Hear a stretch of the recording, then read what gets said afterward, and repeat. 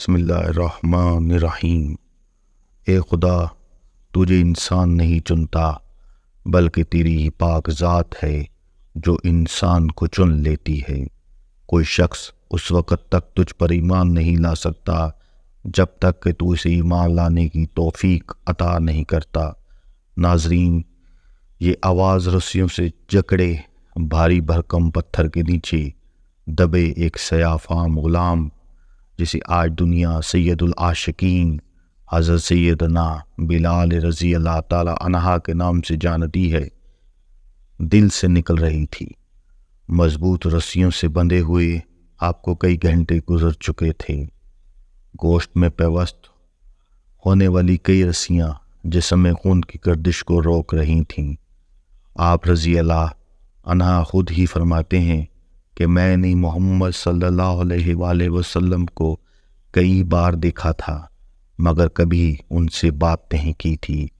مکہ میں لگنے والا بڑا میلہ عکاظ جب ختم ہوا تو مکہ کی گلیاں باہر سے آنے والوں کے رش سے خالی ہونے لگیں۔ کاروان میرے قریب سے گزرتے، مجھے دیکھتے، مگر کوئی ایک لمحے کو بھی رکنے کا نام نہ لیتا۔ شاید کسی کے دل میں رحم نام کی کوئی چیز ہی نہیں تھی، یا شاید کوئی مجھ جیسے کالے غلام کو رسیوں میں جکڑا دیکھ مجھ سے رحم دلی کا اظہار کرنا اپنی توہین سمجھتا تھا۔ لیکن محمد صلی اللہ علیہ وآلہ وسلم مختلف تھے۔ وہ کسی شخص کے پاس سے گزرتے تو اس پر دوستانہ نظر ڈالے بغیر نہ گزرتے۔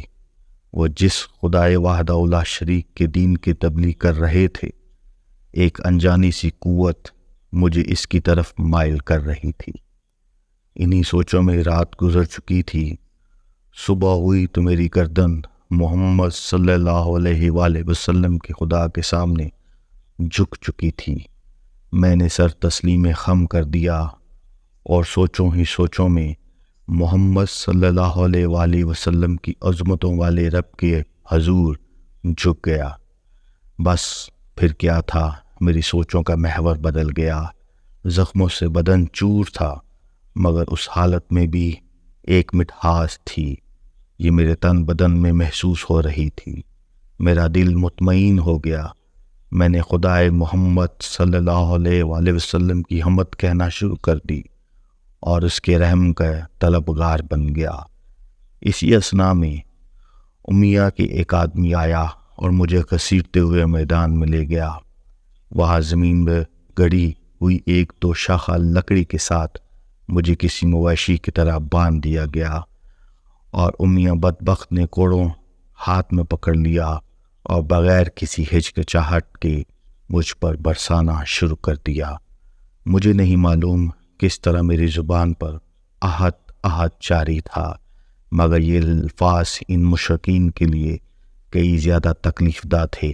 مجھے نہیں معلوم میرے ارد گرد تماشا دیکھنے والوں میں کون کون کھڑا تھا۔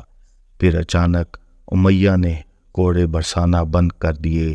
میری آنکھیں کھلی تو میں نے دیکھا سامنے ابو سفیان کی بیوی ہندا کھڑی ہے۔ اس کے ہاتھ میں ایک چھتری تھی۔ وہ چھتری سمیت میرے اوپر جھکی پڑی اور اس قدر جھکی کہ اس کے کپڑوں سے آنے والی مہک مجھے محسوس ہونے لگی۔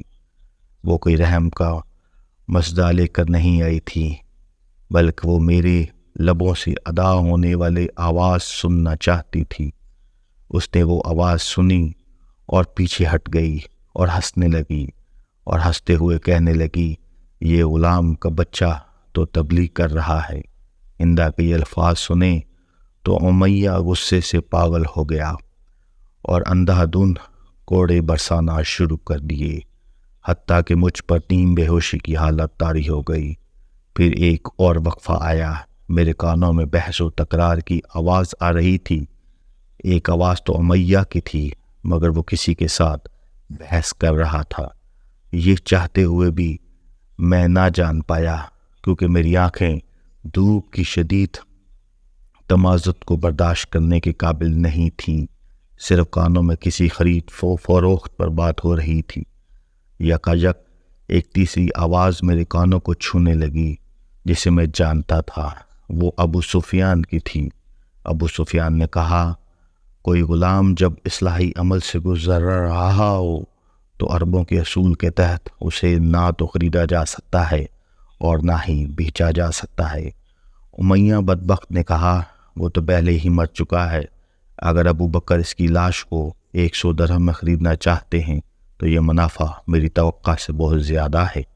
حضرت بلال رضی اللہ تعالی عنہ فرماتے ہیں ابو بکر کا نام سننا تھا کہ دھوپ کی تیزی کو برداشت کرتے ہوئے میں نے اپنی قوت سے آنکھیں کھول دیں اور سوچنے لگا ابو بکر یہاں کیسے آ گیا، وہ کیا کرنے آیا ہے۔ میں انہی سوچوں میں تھا کہ امیہ شدید غصے میں میرے پاس آیا اور کہنے لگا سانس لے لے اے کالے موٹے مویشی، سانس لے۔ میرے جسم میں معمولی سی حرکت دیکھی تو امیہ خوشی سے اچھل پڑا اور دوڑتا ہوا ابو بکر کے پاس گیا اور کہنے لگا اے ابو بکر، وہ زندہ ہے لیکن اس کی زندگی نے اب اپنی قیمت بھروا لی ہے، میں اب وہ غلام تمہیں 200 درہم میں بیچوں گا، بتاؤ کیا کہتے ہو۔ حضرت بلال رضی اللہ تعالیٰ عنہ فرماتے ہیں مجھے نہیں معلوم ان کے معاملات کیا ہوئے، مگر مجھے شدید سے احساس ہو رہا تھا کہ میں اور مالک کی غلامی میں جا رہا ہوں۔ اسی دوران ایک نوجوان میرے پاس آیا اور مجھے اٹھانے لگا۔ یہ کون تھا؟